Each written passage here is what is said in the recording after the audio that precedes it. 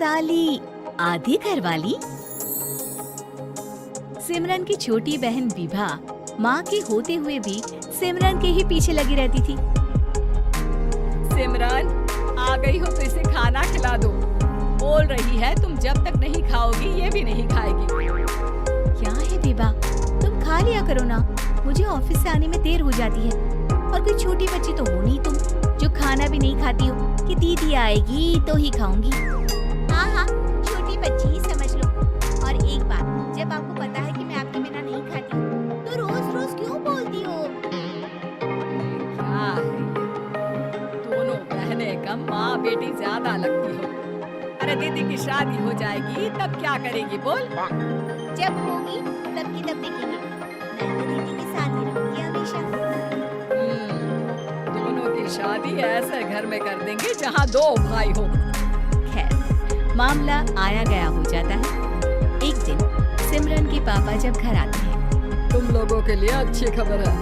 वर्मा जी है ना मेरे दोस्त, उन्होंने सिमरन बेटी के लिए रिश्ता बताया है। बहुत अच्छा लड़का है, सिमरन को भी पसंद कर लिया और कल वो लोग आ रहे हैं सिमरन को देखने अपने घर। सिद्धांत अपने माता पिता के साथ सिमरन को देखने आता है। उसे सिमरन अच्छी लगती है और शादी तय हो जाती है। सिद्धांत की माँ कहती है, अब तो हम लोग ले जाएंगे जल्द ही अपनी सिमरन को यहाँ से। अरे हाँ हाँ, क्यों नहीं, आपकी ही है अब तो हमारी बेटी। दूर खड़ी विभा सब सुन रही होती है। अब तो दीदी की शादी हो जाएगी, फिर तो वो चली जाएंगी। दीदी के बिना मैं कैसे रहूंगी? कुछ न कुछ तो करना ही होगा जिससे दीदी की शादी ही ना हो। सभी के जाने के बाद क्या शादी के बाद दीदी हम लोगों के साथ नहीं रहेंगी? अरे नहीं तो फिर क्यों रहेगी? शादी हो जाएगी तो अपने घर चली जाएगी ना। तो मैं भी जाऊंगी उनके साथ, मेरा भी सामान पैक कर देना। अरे कैसे बात कर रही हो विभा?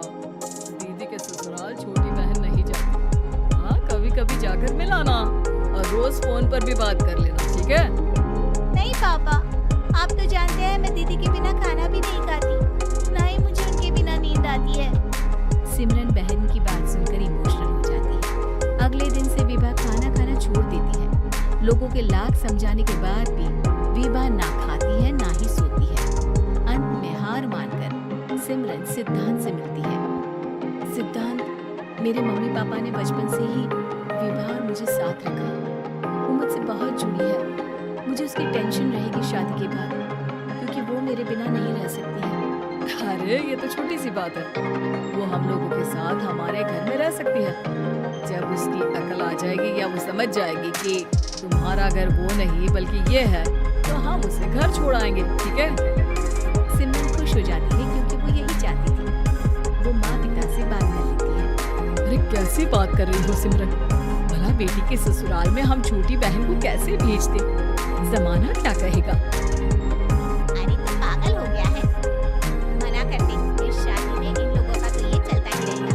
कभी बहन यहाँ आ रही है, कभी वो बहन के पास जा रही है। अरे शादी हो रही है, कोई मजाक थोड़ी ना हो रहा है ना बाबा ना। माँ कैसी बात कर रही हो? सिमरन से मैं जुड़ाव महसूस कर रहा हूँ और इतनी सी बात के लिए इतनी अच्छी लड़की को कैसे छोड़ सकता हूँ? सिद्धांत की भी जिद होती है कि वो सिर्फ सिमरन से ही शादी करेगा और होता भी वैसा ही है।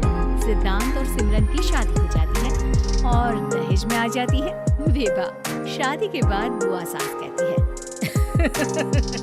अरे माँ ना, साली आती घर वाली होती है, लेकिन ये क्या, तुम तो उसे घर ही ले आए। तभी चाची कहती है, सिद्धांत को तो हम लोगों ने सीधा समझा था, लेकिन सबसे तेज तो यही निकला। अरे देखो कैसे दहेज तो नहीं लिया लेकिन साली पर कब्जा कर लिया। सिद्धांत ने इस और तो सोचा ही नहीं था। लोग उन लोगों के बारे में ऐसी भी बात करेंगे। वो वहाँ से चला जाता है और चुपचाप अपने कमरे में लेट जाता है। क्या हुआ सिद्धांत, तुम अचानक से परेशान हो गए? कोई बात है क्या? अरे नहीं, वो थक गया था ना, शादी की सारी तैयारी और रस्मों के बीच। सोच रहा हूँ थोड़ा आराम कर लूँ। हाँ ठीक है, आप लेट जाइए, मैं विभा का बेड लगा देती हूँ जमीन पर। क्या वो यहाँ सोएगी? हाँ, बताया तो था कि उसे नींद नहीं आती मेरे बिना। तो तुम आराम से लेटो ऊपर, हम लोग नीचे बिछा लेते हैं।